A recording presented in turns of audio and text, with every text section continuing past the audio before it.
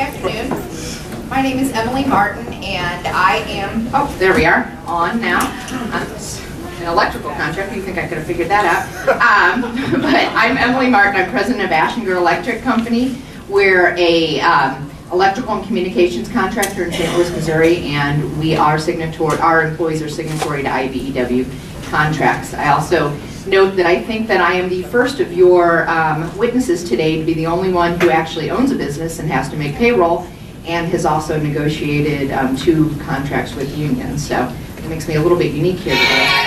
I'm testifying both on behalf of Aschinger Electric and the St. Louis chapter National Electrical Contractors Association.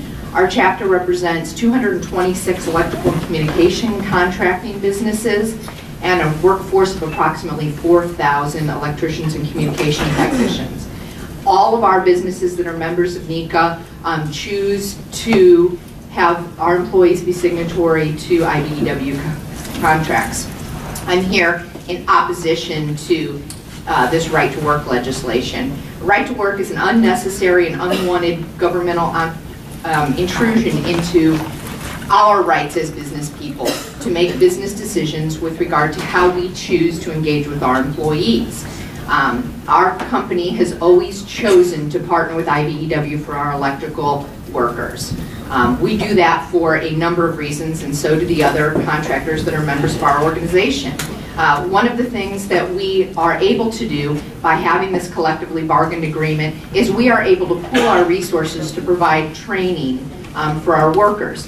We operate a training school that is state-of-the-art, receives absolutely no federal or state funding, is fully private funded, and provides a 4-year apprenticeship for our electricians so that we train our own workers. I would think it's safe to say we've all talked about how great union workers are, and I think it's safe to say that the electrical workers in St. Louis are some of the best in the nation. This arrangement allows our businesses to share the cost of that training.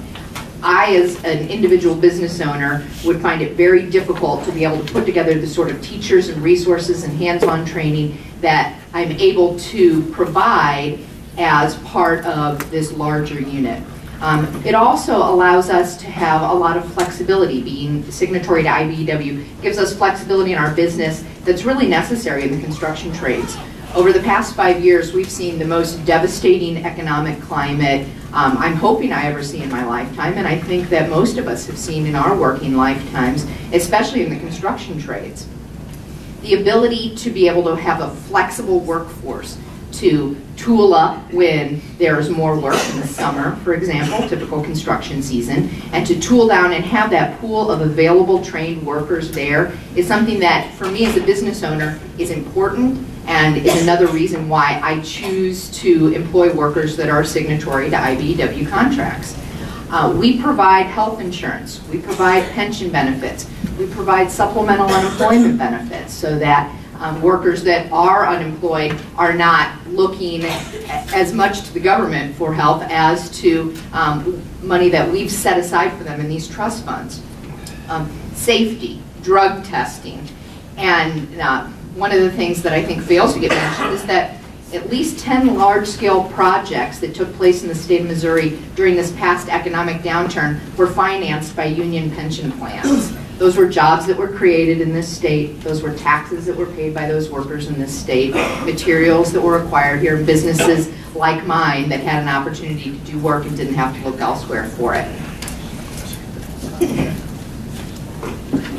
There was some discussion of some numbers, and I think that there's a number bandied about that there's only about 7 to 8% of the private sector is signatory to a union, our union members. It's hard to imagine that 7 to 8% union membership in the state of Missouri is what's holding the state of Missouri back. I mean, that's extremely difficult for me to believe. Hardly a barrier to doing business in Missouri, bringing companies here. November 2013 unemployment statistics from the Bureau of Labor Statistics, excuse me, Missouri unemployment was 6.1%. Right-to-work states, Alabama 6.2, Arkansas 7.5, Georgia 7.7, Louisiana 6.3, Mississippi 8.3, South Carolina 7.1, Tennessee 8.1, all those fine right-to-work states that had higher unemployment. levels than the state of Missouri. They also showed higher uninsured rates, higher Medicaid rates, higher SNAP enrollment.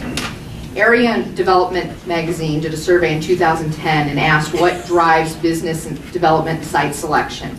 And the biggest drivers are economic development incentives, like we tried with Boeing, corporate subsidies, and corporate tax rates. Of 20 factors, right to work was the 19th factor on site selection for businesses moving.